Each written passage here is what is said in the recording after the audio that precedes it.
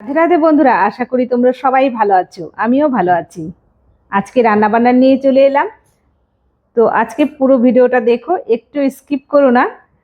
শিলপাটায় কিছুটা মশলা বেটে নিচ্ছি। তো নিয়ে নিয়েছি হাফ ইঞ্চি আদা, 3টে কাঁচা লঙ্কা আর 1 টেবিল চামচ রাঁধুনি। একদম মিহি করে বেটে তুলে নেব।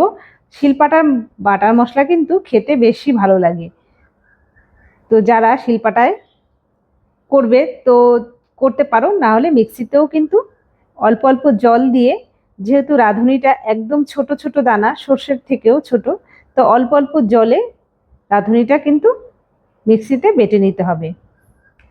আমার মশলাটা বাটা হয়ে গেছে, তুলে নিলাম।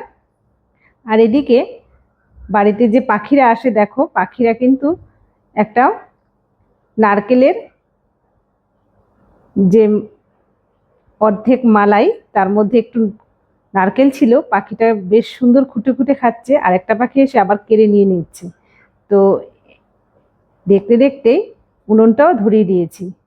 উনুনে কড়া বসিয়ে দিয়ে দিয়েছি সর্ষের তেল, আর দিয়ে দিলাম কিছুটা ডালের বড়ি। এটা বাড়ির তৈরি একদম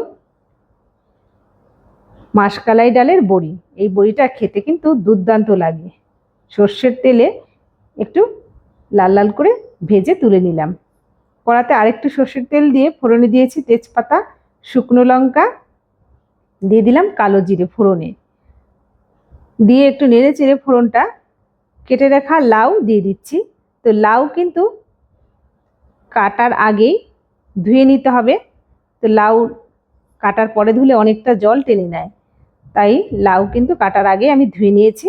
আর লাউটা কিন্তু একটু পাতলা পাতলা করে, আর একদম কুচি করিনি, তোমরা দেখে বুঝতে পারছো। এভাবে লাউটা কেটে নিতে হবে আজকে রান্নাটার জন্য।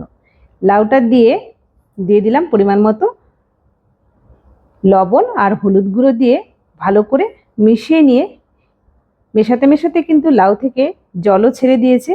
এর মধ্যে যে বেটে রাখা মশলা, আদা, রাঁধুনি আর কাঁচা লঙ্কা। আর লাউ তরকারিতে ঝাল বেশি ভালো লাগে না, তো আমি অল্প ঝাল দিয়েছি। তোমরা যেরকম ঝাল খাবে সেই হিসাবে লাউতে ঝালটা দেবে। দিয়ে নেড়ে চেড়ে দিয়ে দিলাম ভেজে রাখা ডালের বড়ি। ডালের বড়িটা দিয়ে ঢেকে দিয়েছিলাম সেদ্ধ হওয়া পর্যন্ত। একটু যে জলটা বেরিয়েছিল সেই জলটাও একদম টেনে গেছে। এবার এখানে দিয়ে দিলাম পরিমাণ মতো একটু চিনি। লাউ তরকারিতে একটু চিনি দিলেই খেতে বেশি ভালো লাগে, একটু মিষ্টি মিষ্টি হলেই খেতে ভালো লাগে। দিয়ে দিলাম ধনিয়া পাতা, আর একটু চিনি দিয়ে ভালো করে নেড়ে চেড়ে লাউটা নামিয়ে নিয়েছি।